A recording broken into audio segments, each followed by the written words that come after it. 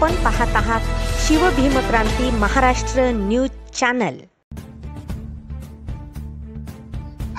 परभणीत धनगर समाजाच्या वतीने विधानसभेचे सभापती राम शिंदे व पालकमंत्री मेघनाताई साकोरे बोर्डीकर यांचा नागरी सत्कार संपन्न झाला। धनगर समाज गरीब असल्याने या समाजाला एसटी प्रवर्गाचे आरक्षण मिळाले पाहिजे आणि त्या संदर्भात ठोस प्रक्रिया राबवावी यासाठी मुख्यमंत्र्यांसोबत लवकरच बैठक लावण्यात येईल असे प्रतिपादन महाराष्ट्र विधान परिषदेचे सभापती प्राध्यापक राम शिंदे यांनी परभणीत केले।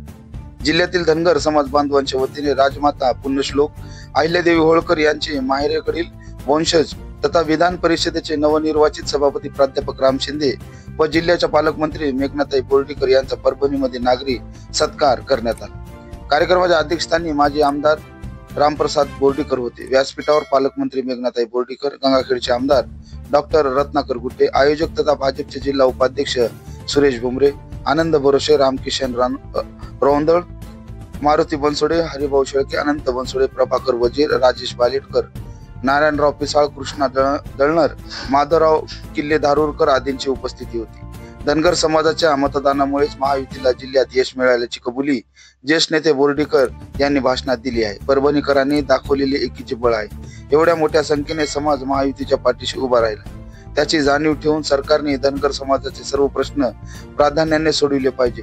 तसेच समाजाने स्थानिक नेतृत्वावर विश्वास ठेवून आगामी निवडणुकांमध्ये साथ दिली पाहिजे। परभणी अहिल्यादेवींचे स्मारक उभारणार। पालकमंत्री परभणीला 12 वर्षानंतर पालकमंत्रीपद मिळाल्याने माझ्याकडून असलेल्या सर्व अपेक्षा पूर्ण करण्याचा प्रयत्न निश्चित करणार आहे।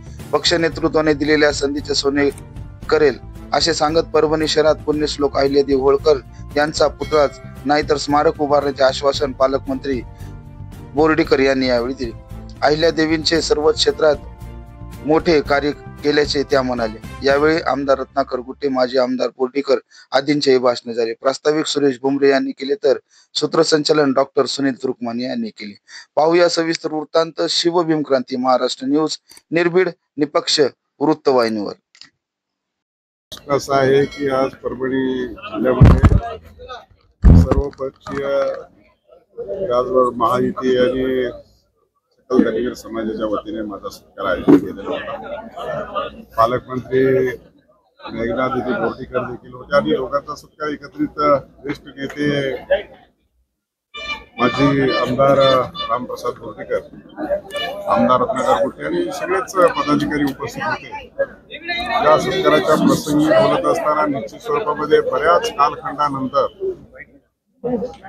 परभणीचा भूमिपुत्र हा जिल्ह्याचा पालकमंत्री झाला। लोकांना मोठ्या अपेक्षा आहेत। माझ्या सत्काराला उत्तर देत असताना मला या विधिमंडळाच्या पीठासीन अधिकारी म्हणून जे 19 डिसेंबरला नेमणूक दिलेली आहे, एक मतानं 100 वर्षाच्या विधान परिषदेच्या इतिहासामध्ये एक मतानं सभापती निवडणुकीची प्रक्रिया पार पडलेली आहे। या निवडणुकीच्या प्रक्रियेच्या पार पडल्याच्या नंतर निश्चितच लोकांच्या अपेक्षा देखील वाढलेल्या। मी सांगितलं की मी विधान भवनाचा सर्वोच्च पुजारी आहे आणि त्या माध्यमातून संपूर्ण महाराष्ट्रातले शोषित, वंचित, दलित, पीडित अशा लोकांना आपल्याला स्वातंत्र्य उत्तर कालखंडामध्ये लोकशाही मार्गाने संविधानाच्या मार्फत आपल्याला न्याय मिळाला पाहिजे। सभागृह हे पवित्र मंदिर आहे आणि त्याचा मी सर्वोच्च पुजारी आहे। सत्ता पक्ष आणि विरोधी पक्षाच्या दरम्यान काही चर्चा घडते आणि त्या चर्चेच्या माध्यमातून सर्वसामान्यांना दिलासा मिळत असतो त्या ठिकाणी। त्यामुळे सर्वांना न्याय मिळाला पाहिजे ही माझ्या समोर आहे आणि निश्चितच ही भूमिका यशस्वीरित्या पार पाडण्याची माझी कल्पना। म्हणून अनेक जणांचे हे काही समाजाचे आरक्षणाचे प्रश्न आहेत आणि सरकारकडून सुटले पाहिजे।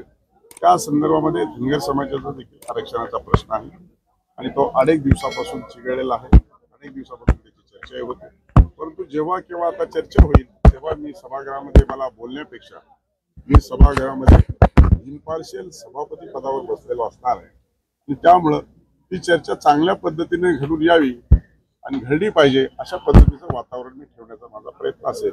त्यामुळे समाजाला असं वाटतं की आता हा प्रश्न सुटला पाहिजे आणि त्यासाठी प्रयत्न झाला पाहिजे, त्याच्यासाठी माझाही हातभार लागेल।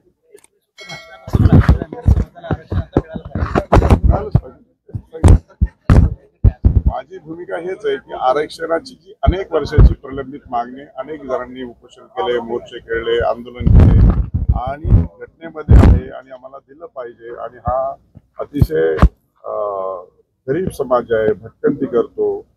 या जिल्ह्यातून त्या जिल्ह्यामध्ये भटकंती करत असताना मोठी त्यांना अडचण भासते. अशा समाजाला आरक्षण मिळालं पाहिजे आणि ते आरक्षण मिळण्याच्या दृष्टिकोनातून सरकार प्रयत्न करेल. आणि मी आता सभापती म्हणून त्यासाठी त्याला दुजोरा देईल. मराठा समाजाचा आरक्षणाचा प्रश्न आहे, मुस्लिम समाजाच्या आरक्षणाचा प्रश्न आहे, त्याचबरोबर धनगर समाजाच्या आरक्षणाचा प्रश्न आहे. अनेक सगळे प्रश्न आहेत. ते सरकारचं काम आहे. निवडून गेलेलं लोकशाही पद्धतीने सरकार आलेलं आहे आणि सरकार सोडवण्याचा त्या दृष्टिकोनातून प्रयत्न करेल.